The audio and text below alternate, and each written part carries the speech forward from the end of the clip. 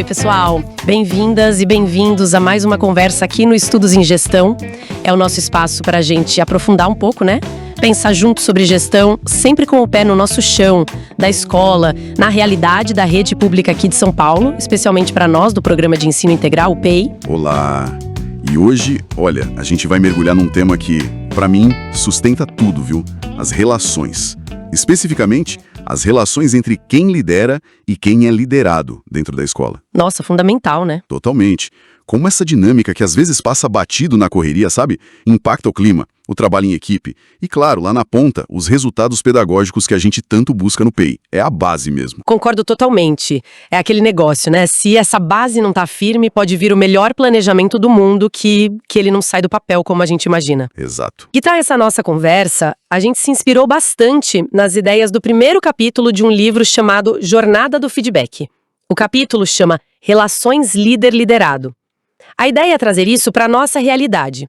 Nós, CGPGs, diretores, vices, coordenadores de área, como isso funciona aqui no nosso dia a dia do PEI.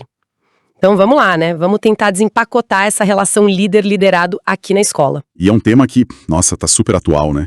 Com tanta mudança acontecendo, tecnologia entrando, jeitos diferentes de trabalhar, interação online, entender como construir e manter essas relações ficou ainda mais crucial. Cada um na escola é um universo, né?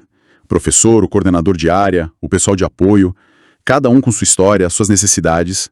Lidar com isso é um desafio diário. Especialmente pra gente, CGPG, que fica ali naquela ponte, né? Entre a gestão mais macro e a equipe pedagógica lá na área. Com certeza. E pra gente começar a puxar esse fio, acho que vale a pena pensar numa diferença importante que o material traz. O que é ser gestor e o que é ser líder na escola. Porque assim, o cargo de CGPG, diretor, vice, ele nos coloca na função de gestor. A gente tem que fazer aquilo, né? Planejar, organizar, delegar, coordenar, controlar. Aquelas funções clássicas, né? Que a gente estuda. Isso. Mas só ter o cargo, a função ali no papel, isso garante que a gente seja líder? Acho que não, né? Esse é o ponto-chave. O cargo dá autoridade, claro. Um lugar na estrutura. Mas a liderança, essa é outra história. Ela se constrói. Tem a ver com influência, sabe? Como o Robbins coloca bem. É conseguir inspirar as pessoas. Os nossos coordenadores de área, os professores com quem a gente trabalha, toda a comunidade. Fazer com que se engajem nos objetivos da escola, dos princípios do PEI. Que as pessoas se movam, não só porque tem que fazer, mas porque acreditam naquilo, se sentem parte, e aí tá um desafio gigante para nós, CGPGs. Como ir além de só gerenciar tarefas, cobrar prazo e realmente liderar, inspirar os coordenadores de área a serem líderes também lá na ponta. Nossa, essa pergunta ecoa aqui direto. Eu fico pensando na prática, sabe? Tem o CGPG que só vai lá checar se o plano de aula tá pronto, se a planilha X foi preenchida. A famoso checklist. Isso. E tem aquele CGPG que senta junto com o coordenador de área, que discute o desafio pedagógico ali daquela área, que provoca, que ajuda a pensar em solução diferente, que apoia na hora de tentar algo novo. É essa segunda postura que vai construindo a liderança, né? Não se impõe, se conquista ali no dia a dia, na parceria, no foco no pedagógico. É um processo mesmo. E essa liderança, essa influência, ela pode ter várias caras, né? Tem aqueles estilos que a gente ouve falar. O mais centralizador, o autocrático, o que ouve mais a equipe, o democrático. E aquele mais solto, o liberal, laissez-faire. Mas a sacada não é escolher um e pronto. É ter jogo de cintura, né? Adaptar o jeito de liderar dependendo da situação. E, principalmente, dependendo de com quem a gente está falando. A maturidade profissional da pessoa conta muito. Isso faz muito sentido na nossa rotina. Pensa num coordenador de área que acabou de chegar na função, talvez novo no PEI. Ele vai precisar, talvez, de um direcionamento mais próximo, né? Mais diretivo mesmo. Exato. Quase um tutorial no começo para certas coisas. Agora, pega um coordenador de área super experiente, que já domina os processos da área, do programa. Se você ficar microgerenciando... Nossa, desmotiva na hora. É até um desperdício do potencial da pessoa, né? Totalmente. E a mesma coisa vale para a situação. Tem hora que o trio gestor precisa tomar uma decisão rápida, uma urgência, aí talvez precise ser mais direto ao ponto. Mais assertivo, centralizado ali naquele momento. Isso. Agora, para construir o plano de ação da escola, aí não tem como, né? Tem que ser democrático, ouvir todo mundo, construir junto com os coordenadores, com os professores. Ficar preso num estilo só limita demais a gente como líder. Tem que ter essa leitura, né, do contexto, da equipe. E essa leitura leva a gente para outro ponto que é Aqui a coisa fica interessante mesmo. Inspiração e motivação. Qual é a diferença que faz um gestor, diretor, vice, CGPG, que consegue inspirar a equipe, em vez daquele que só gerencia na base da cobrança, da pressão, ou pior, né? No medo ou na indiferença? A diferença é gigantesca. No clima, nos resultados, em tudo. Brutal. A liderança que engaja de verdade é a que se conecta com o que move as pessoas. E aí, né? Não tem receita de bolo. A gente, como gestor, precisa ter essa sensibilidade para sacar o que impulsiona cada um da equipe. Para alguns pode ser o reconhecimento público, um elogio bem feito, sabe? Para outros é ter autonomia, deixar ele tocar aquele projeto diferente na área dele ou num clube juvenil. Para outros é a chance de aprender mais, de fazer uma formação, de crescer na carreira. E para sacar isso tem que observar, tem que conversar, né? Como o Robin sugere. Não dá para achar que o que motiva um motiva todo mundo igual. Na prática, para nós, CGPGs, isso quer dizer o quê? Estar na reunião diária não só para dar recado, mas para ouvir, para ver como a coisa funciona, para conversar no corredor, no cafezinho, com os coordenadores. Exato. Criar esses espaços Específico para um professor que fez algo bacana na TPC, ou reconhecer o esforço extra de um coordenador de área que mobilizou a galera para um evento. São coisas que parecem pequenas, mas o impacto na motivação é enorme. É dizer, olha, eu tô vendo o seu trabalho, ele importa, faz a diferença. Perfeito. E tem vários autores aí da área de gestão que batem nessa tecla. Equipe motivada é a equipe mais engajada, mais produtiva, mais comprometida com a escola. Quando a gestão mostra que se importa de verdade com as pessoas, como o Chiavenato fala, o profissional se sente parte e se dedica mais. Vira um ciclo bom, né? Liderança que inspira gera motivação, que gera engajamento, que gera resultado melhor, e isso fortalece a liderança. É um investimento certeiro na qualidade do que a gente faz. E o que segura tudo isso, né? Esse ciclo todo de liderança, inspiração, motivação, aí a gente chega no coração da coisa, que é a confiança. Exato. O que é fascinante aqui, o Robbins insiste muito nisso, é que a confiança é a essência, o puro suco da relação líder-liderado. Sem ela, meu amigo, o resto todo desmorona. Ou fica só na superfície, sabe? É verdade. Pensa na nossa rotina no PEI. Se não tem confiança mútua ali no trio gestor, como é que toma a decisão junto de forma eficaz? Se o CGPG não confia no coordenador de área e vice-versa, como é que delega de verdade? Como dá autonomia? Impossível. E os professores? Se não confiam na gestão, como é que eles vão se engajar numa proposta nova, num processo de avaliação? Até na relação com quem vem de fora, né? A supervisão, o PEC. Se não tem confiança, tudo vira fiscalização, tudo fica truncado. É mais pura verdade. E a falta de confiança, ela aparece de jeito bem concreto na escola, né? Começa com aquela rádio corredor, boato, fofoca, que vai minando o clima. Aí vem aquela resistência meio passiva, sabe? A proposta nova da gestão, o pessoal faz por fazer, mas sem acreditar muito. Fica difícil fazer projeto interdisciplinar, porque falta aquela abertura, aquela colaboração real entre as áreas. Com certeza.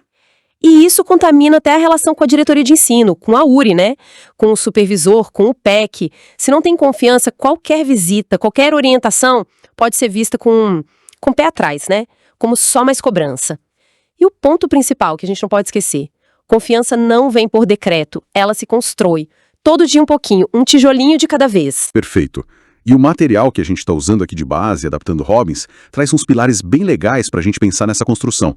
Vamos ver como eles se encaixam na nossa realidade do PEI. Vamos lá. Primeiro, transparência. O que é isso? É ser claro, aberto sobre as decisões, os processos. Por que a gente está mudando o horário da ATPC? Como vai ser usado aquele recurso do PDDE paulista? Não é só informar o que foi decidido. É sempre que der explicar o porquê, os critérios. Isso diminui fofoca e mostra respeito pela equipe. Nossa, isso ajuda demais a criar um ambiente onde o pessoal se sente incluído, né? Mesmo que não concorde 100%, mas entende o caminho. Qual o próximo? Segundo, justiça.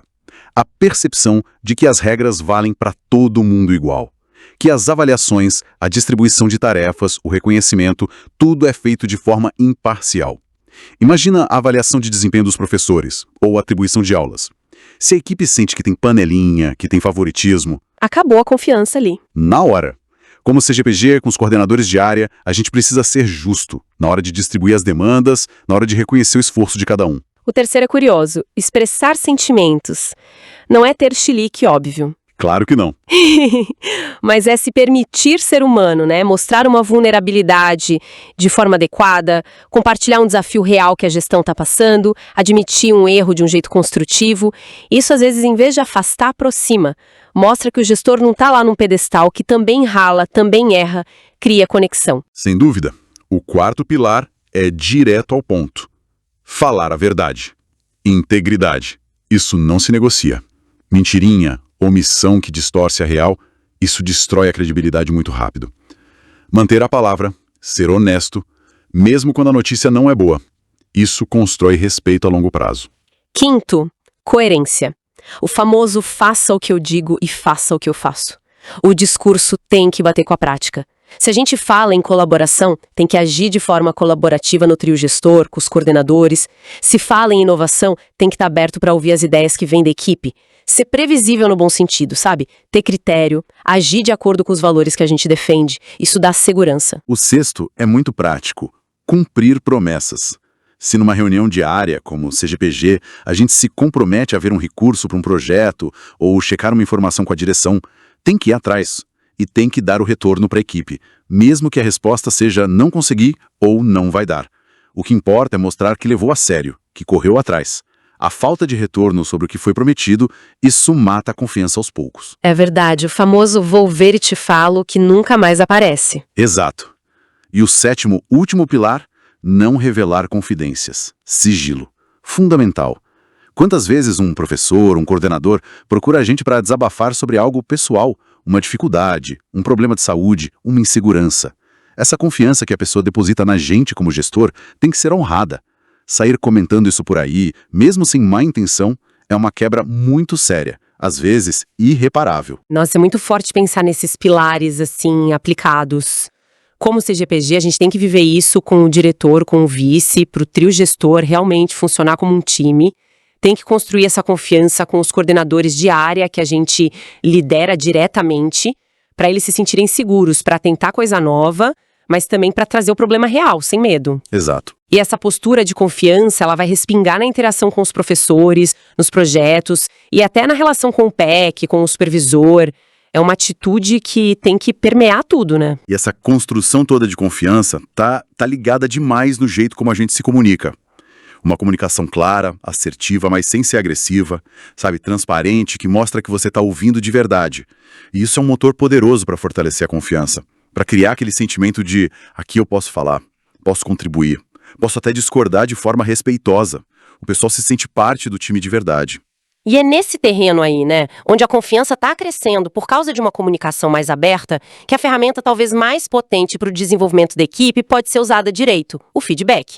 A gente sabe que o livro Jornada do Feedback vai fundo nisso depois, e quem sabe a gente não volta a falar disso. Seria ótimo. Mas é impossível não conectar agora, porque é dessa relação de confiança que o feedback deixa de ser visto como crítica, julgamento, e passa a ser visto como um presente, né, uma chance real de crescer. Perfeita conexão. O feedback vira a prática da confiança. É a ferramenta que permite a gente, como líder, alinhar as expectativas, reconhecer o que está bom, o que avançou e também mostrar onde pode melhorar. Sempre com foco no desenvolvimento da pessoa, seja o coordenador de área, seja o professor que ele apoia. Mas olha, reforço, o feedback só funciona mesmo, só atinge o potencial todo se a base de confiança está lá firme. Sem confiança, a conversa pode gerar mais muro do que ponte. Com confiança, vira uma alavanca para o desenvolvimento de todo mundo na escola. Imagina a cena. CGPG conversando com um coordenador de área sobre como ele está conduzindo as reuniões de área. Se tem confiança ali, o coordenador vai estar muito mais aberto para ouvir, para pensar sobre a própria prática, para buscar junto como melhorar. Ele entende que o objetivo é ajudar ele a crescer. Agora, se a confiança está meio balançada, a mesma conversa pode virar o quê?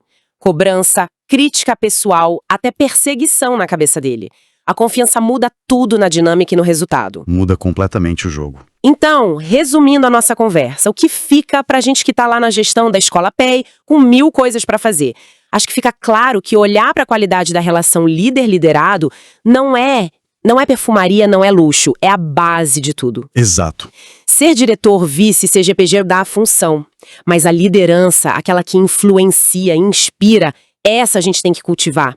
E ela cresce com a nossa capacidade de entender o que motiva a equipe e, principalmente, se apoia na construção diária da confiança. Pilar por pilar. É um trabalho intencional mesmo. Precisa de atenção, de esforço do time gestor todo. É um investimento que a gente faz todo dia na saúde da nossa escola. E vale lembrar, né? Essa nossa reflexão foi muito inspirada nas ideias lá do primeiro capítulo, Relações Líder-Liderado, do livro Jornada do Feedback. A organização é do Antônio Muniz, Celiane Neves, Cat Sanches, Poliana Peixoto e Rafaela Sampaio. Para quem quiser ir mais fundo, buscar mais ferramenta prática, fica a dica de leitura. Ótima dica. E para a gente fechar a nossa conversa de hoje, fica aqui uma provocação para quem está ouvindo a gente pensar. No seu papel aí na gestão da escola, diretor, vice, GP, EG, coordenador de área, qual o passinho concreto, talvez amanhã mesmo, que você pode dar para fortalecer um pouquinho mais a confiança nas suas relações ali no trabalho? Pode ser mudar o jeito de comunicar algo, correr atrás de cumprir aquela promessa que ficou pendente, reservar um tempinho para ouvir de verdade alguém da equipe. Que pequena ação pode começar a reforçar essa base que a gente viu que é tão importante para o nosso trabalho no PEI? Excelente reflexão para a gente levar para a prática, né? Bom, este foi mais um episódio de Estudos em Gestão. Estudos em Gestão tem trabalhos técnicos e produção do professor Maurício Martins Abacchioni. Se essa nossa troca de ideias trouxe algum insight, alguma coisa útil aí para o seu dia a dia, considere curtir este episódio. Siga o nosso canal também, para não perder as próximas discussões, e compartilhe com outros colegas gestores, pode ser que ajude mais gente. E, se você puder e quiser, apoie a nossa produção. Esse apoio é super importante para a gente continuar trazendo esses conteúdos aqui para a nossa realidade da educação. Muito obrigado pela companhia e até a próxima!